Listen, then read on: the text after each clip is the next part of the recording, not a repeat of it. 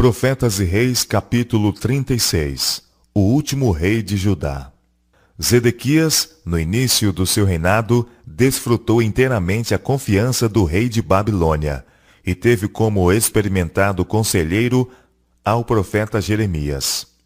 Se tivesse prosseguido numa conduta honrosa para com o rei de Babilônia e atendido às mensagens do Senhor por intermédio de Jeremias, ele teria conservado o respeito de muitos em posição de mando e teria tido oportunidade de comunicar-lhes o conhecimento do verdadeiro Deus. Assim, os cativos, já exilados em Babilônia, teriam sido postos em terreno vantajoso e granjeado muita liberdade. O nome de Deus teria sido honrado em toda a parte, e os que haviam permanecido na terra de Judá teriam sido poupados a terríveis calamidades que finalmente vieram sobre eles. Através de Jeremias, Zedequias e toda a Judá, inclusive os que tinham sido levados para a Babilônia, foram aconselhados a se submeterem pacificamente ao domínio temporário de seus conquistadores. Era especialmente importante que os que estavam no cativeiro buscassem a paz da terra para a qual tinham sido levados. Isto, entretanto, era contrário às inclinações do coração humano, e Satanás, tirando vantagem das circunstâncias, fez que se levantassem entre o povo falsos profetas, tanto em Jerusalém como em Babilônia, os quais declaravam que o jugo do cativeiro seria logo quebrado e o anterior prestígio da nação restaurado. A aceitação de tais profecias, assim lisonjeiras, teria levado a fatais iniciativas da parte do rei e dos exilados, frustrando assim os misericordiosos desígnios de Deus em favor deles. A fim de evitar que fosse incitada uma insurreição seguida de grande sofrimento, o Senhor ordenou a Jeremias enfrentasse a crise sem delongas, advertindo o rei de Judá da infalível consequência da rebelião. Os cativos também foram admoestados mediante comunicações escritas a não se deixarem iludir quanto a estar próximo seu libertamento. Não vos enganem, os vossos profetas que estão no meio de vós, ele insistiu. Em relação com isto, foi mencionado o propósito do Senhor de restaurar Israel após os 70 anos de cativeiro preditos por seus mensageiros. Com que terna compaixão Deus informa seu povo cativo de seus planos para Israel. Ele sabia que se eles fossem persuadidos por falsos profetas a que esperassem por breve libertação, sua posição em Babilônia se tornaria muito difícil. Qualquer manifestação ou insurreição da sua parte despertaria a vigilância e severidade das autoridades caldaicas, o que poderia conduzir à posterior restrição de suas liberdades. O resultado seria sofrimento e angústia. Ele desejava que se submetessem pacificamente à sua sorte, tornando sua servidão tão agradável quanto possível. E seu conselho a eles foi: edificai casas e habitai-as, e plantai jardins e comei o seu fruto, e procurai a paz da cidade, para onde vos fiz transportar, e orai por ela ao Senhor, porque na sua paz vós tereis paz. Jeremias capítulo 29, versos 5 a 7.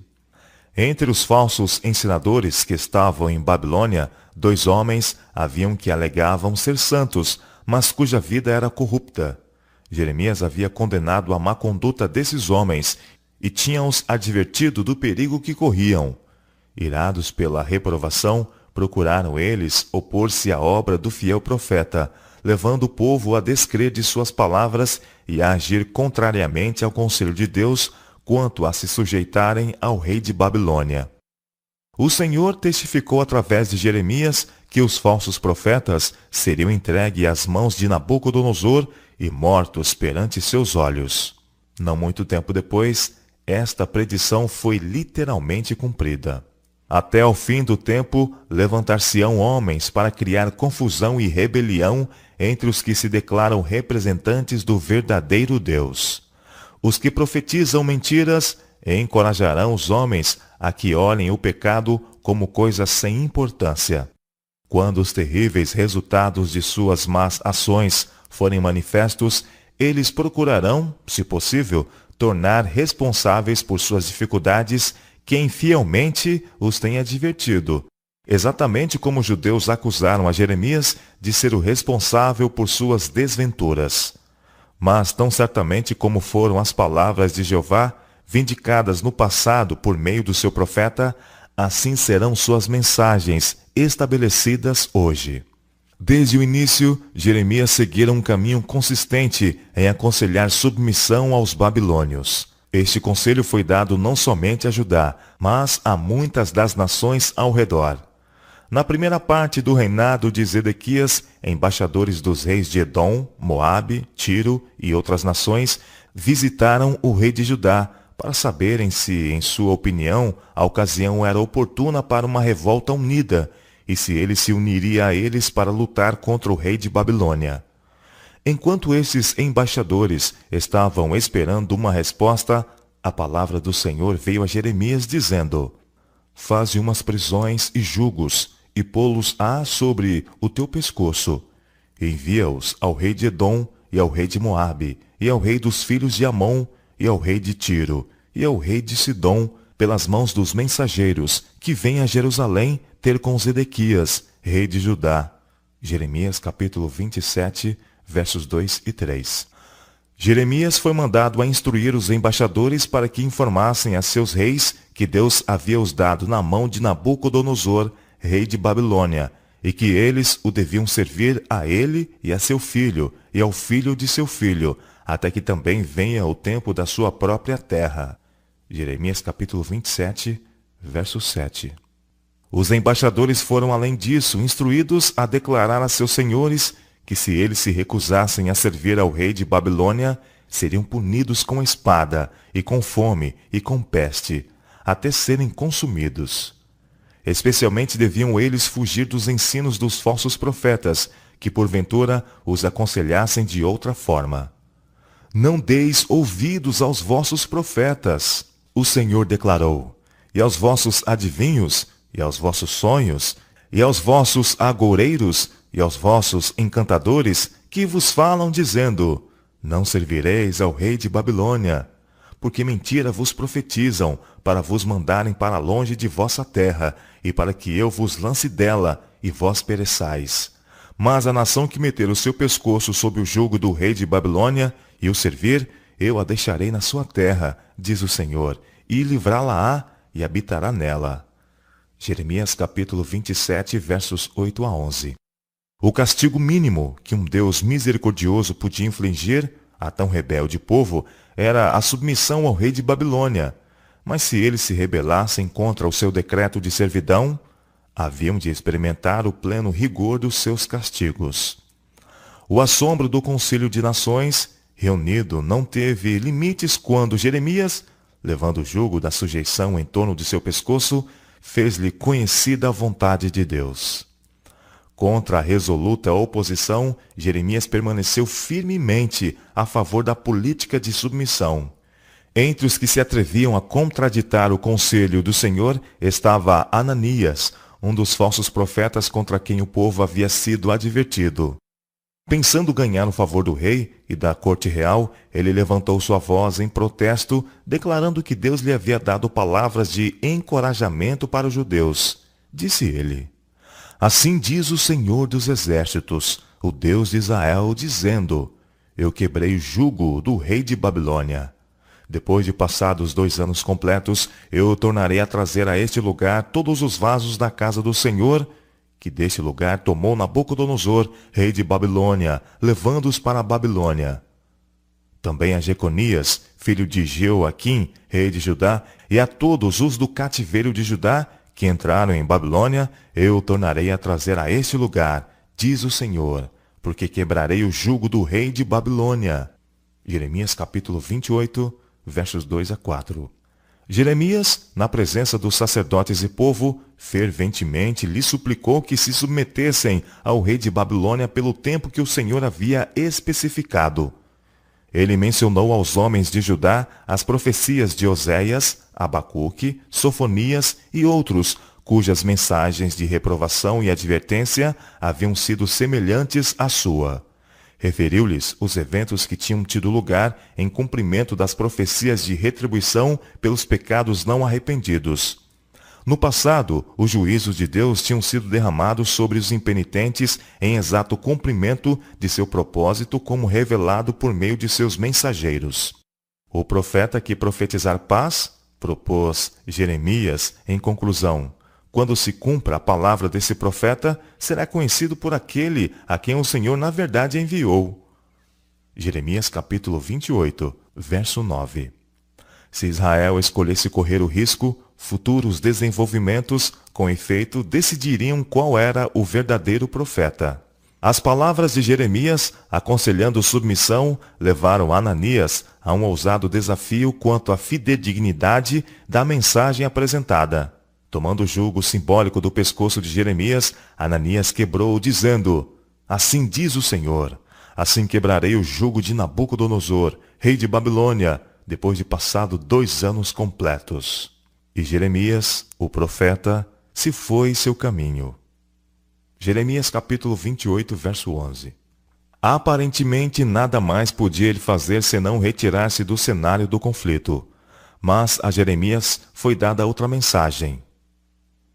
Vai, o Senhor lhe ordenou, e fala a Ananias dizendo: Assim diz o Senhor, jugo de madeira quebraste, mas em vez deles farás jugo de ferro, porque assim diz o Senhor dos exércitos, o Deus de Israel. Jugo de ferro pus sobre o pescoço de todas estas nações, para servirem a Nabucodonosor, rei de Babilônia, e servi-lo-ão. E disse Jeremias, o profeta, a Ananias, o profeta: Ouve agora, Ananias. Não te enviou o Senhor, mas tu fizeste que este povo confiasse em mentiras. Pelo que assim diz o Senhor: Eis que te lançarei de sobre a face da terra. Este ano morrerás, porque falaste em rebeldia contra o Senhor. E morreu Ananias, o profeta, no mesmo ano, no 7º mês. Jeremias capítulo 28, versos 13 a 17. O falso profeta tinha fortalecido a incredulidade do povo em Jeremias e sua mensagem. Impiamente havia se declarado mensageiro do Senhor e sofrera a morte como consequência. No 5º mês, Jeremias profetizou a morte de Ananias, e no 7º mês, suas palavras se provaram verdadeiras pelo seu cumprimento. O desassossego causado pelas declarações dos falsos profetas pôs Zedequias sob suspeita de traição, e não foi senão por ação imediata e decisiva de sua parte que lhe foi permitido continuar a reinar como vassalo.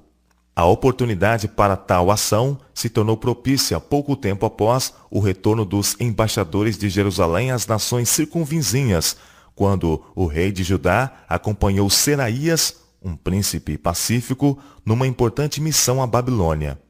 Durante esta visita à corte caldaica, Zedequias renovou seu voto de submissão a Nabucodonosor. Por intermédio de Daniel e outros dentre os hebreus cativos, o monarca babilônio tinha sido informado do poder e suprema autoridade do verdadeiro Deus. E quando Zedequias, uma vez mais solenemente prometeu permanecer leal, Nabucodonosor requereu dele que fizesse essa promessa com juramento em nome do Senhor Deus de Israel. Tivesse Zedequias respeitado esta renovação do seu concerto com juramento, sua lealdade teria sido uma profunda influência sobre a mente de muitos que estavam observando a conduta daqueles que diziam reverenciar o nome e estimar a honra do Deus dos hebreus. Mas o rei de Judá perdeu de vista seu alto privilégio de honrar o nome do Deus vivo. De Zedequias está escrito: fez o que era mal aos olhos do Senhor seu Deus, nem se humilhou perante o profeta Jeremias, que falava da parte do Senhor. Demais disto, também se rebelou contra o rei Nabucodonosor, que o tinha juramentado por Deus. Mas endureceu a sua cerviz, e tanto se obstinou no seu coração, que se não converteu ao Senhor, Deus de Israel. 2 Crônicas, capítulo 36, versos 12 e 13. Enquanto Jeremias continuava a dar o seu testemunho na terra de Judá, o profeta Ezequiel foi suscitado entre os cativos em Babilônia, para advertir e confortar os exilados, e também para confirmar a palavra do Senhor que fora exposta pelo profeta Jeremias. Durante os anos que restaram do reinado de Zedequias, Ezequiel tornou muito clara a loucura de confiar nas falsas predições dos que estavam levando os cativos a esperar para breve o retorno a Jerusalém. Ele foi também instruído a predizer, por meio de uma variedade de símbolos e solenes mensagens, o cerco e posterior destruição de Jerusalém. No 6º ano do reinado de Zedequias, o Senhor revelou a Ezequiel, em visão, algumas das abominações que estavam sendo praticadas em Jerusalém, dentro das portas da casa do Senhor e até mesmo no átrio interior. As câmaras das imagens, os ídolos pintados, toda forma de répteis e animais abomináveis e de todos os ídolos da casa de Israel, tudo passou em rápida sucessão ante o olhar atônito do profeta. Os que deviam ter sido líderes espirituais entre o povo, os anciãos da casa de Israel, 70 homens, foram vistos oferecendo incenso perante as representações idólatras que tinham sido introduzidas nas câmaras secretas dentro dos recintos sagrados do átrio do templo. O Senhor não nos vê, lisonjeavam-se os homens de Judá ao se entregarem a práticas pagãs. O Senhor abandonou a terra, declaravam em blasfêmia. Havia ainda maiores abominações para que o profeta contemplasse. À entrada da porta que levava do pátio exterior para o interior, foram-lhe mostradas mulheres assentadas, chorando por Tamuz, e dentro, no átrio interior da casa do Senhor, à entrada do templo do Senhor, entre o pórtico e o altar, cerca de 25 homens, de costas para o templo do Senhor e com os rostos para o oriente, adoravam o sol, virados para o oriente. Ezequiel capítulo 8, versos 13 a 16. E agora o ser glorioso que acompanhava Ezequiel nessa espantosa visão de impiedade nos lugares altos da terra de Jerusalém, inquiriu do profeta: Viste, filho do homem, há coisa mais leviana para a casa de Judá do que essas abominações que fazem aqui? Havendo enchido a terra de violência, tornaram a irritar-me, e ei-los a chegar o ramo a seu nariz. Pelo que também eu procederei com furor. O meu olho não poupará, nem terei piedade. Ainda que me gritem aos ouvidos com grande voz, eu não os ouvirei. Ezequiel capítulo 8, versos 17 e 18. Por intermédio de Jeremias, o Senhor havia declarado a respeito dos homens ímpios que presunçosamente ousavam apresentar-se diante do povo em seu nome. Porque tanto o profeta como o sacerdote estão contaminados. Até na minha casa achei a sua maldade. Jeremias capítulo 23, verso 11. Nas terríveis condenações de Judá, como registradas no encerramento da narrativa do cronista do reinado de Zedequias, esta acusação de violarem a santidade do templo foi repetida. Também, declara o escritor sagrado, todos os chefes dos sacerdotes e o povo aumentavam de mais em mais as transgressões, segundo todas as abominações dos gentios, e contaminaram a casa do Senhor, que ele tinha santificado em Jerusalém. 2 Crônicas, capítulo 36, verso 16. O dia da condenação para o reino de Judá estava se aproximando rapidamente. O Senhor não poderia mais pôr perante eles a esperança de evitar seus mais severos juízos. Ficareis vós totalmente impunes? Ele inquiriu. Não, não ficareis impunes. Jeremias capítulo 25, verso 29. Mas até essas palavras foram recebidas com zombarias e irrisão. Prolongar-se-ão os dias, e perecerá toda a visão, declarava o impenitente. Mas por intermédio de Ezequiel, esta negação da segura palavra da profecia foi severamente condenada. Dize-lhes, o Senhor declarou: farei cessar este ditado, e não se servirão mais dele como provérbio em Israel. Mas dize-lhes, chegarão os dias, e a palavra de toda a visão, porque não haverá mais nenhuma visão vã, nem adivinhação lisonjeira no meio da casa de Israel. Porque eu, o Senhor, falarei, e a palavra que eu falar se cumprirá. Não será mais diferida, porque em vossos dias, ó casa rebelde, falarei uma palavra, e a cumprirei, diz o Senhor Jeová. Veio mais a mim, testifica Ezequiel, a palavra do Senhor, dizendo: Filho do homem, eis que os da casa de Israel dizem: a visão que este vê é para muitos dias, e ele profetiza de tempos que estão longe. Portanto, dize-lhes: assim diz o Senhor Jeová: não será mais diferida nenhuma de minhas palavras, e a palavra que falei se cumprirá, diz o Senhor Jeová. Ezequiel capítulo 12, versos 21 a 28. Na dianteira, entre os que estavam rapidamente levando a nação à ruína, estava Zedequias, seu rei. Desprezando inteiramente os conselhos do Senhor, dados por intermédio dos profetas, esquecendo a dívida de gratidão jurada a Nabucodonosor, violando o seu solene juramento de submissão feito em nome do Senhor Deus de Israel, o rei de Judá se rebelou contra os profetas, contra seu benfeitor e contra seu Deus. Na vaidade de sua própria sabedoria, ele foi em busca do auxílio do antigo inimigo da prosperidade de Israel, enviando seus mensageiros ao Egito, para que se lhe mandassem cavalos e muita gente. Prosperará? O Senhor inquiriu com respeito a quem tinha assim vilmente traído todo o sagrado encargo. Escapará aquele que fez tais coisas? Ou quebrantará o concerto e escapará? Como eu vivo, diz o Senhor Jeová, no lugar em que habitou o rei que o fez reinar, cujo juramento desprezou e cujo concerto quebrou, sim, com ele no meio de Babilônia, certamente morrerá. E Faraó, nem com grande exército, nem com uma companhia numerosa, fará coisa alguma com ele em guerra, pois que desprezou o juramento, quebrantando o concerto, e deu a sua mão. Havendo feito todas estas coisas, não escapará. Ezequiel capítulo 17, versos 15 a 18. O dia de ajuste final tinha chegado para o profano e ímpio príncipe.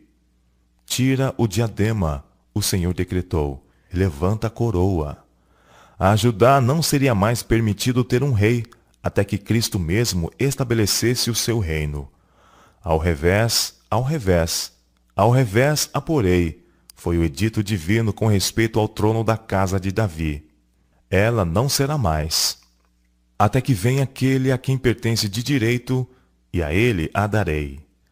Ezequiel capítulo 21, versos 25 a 27.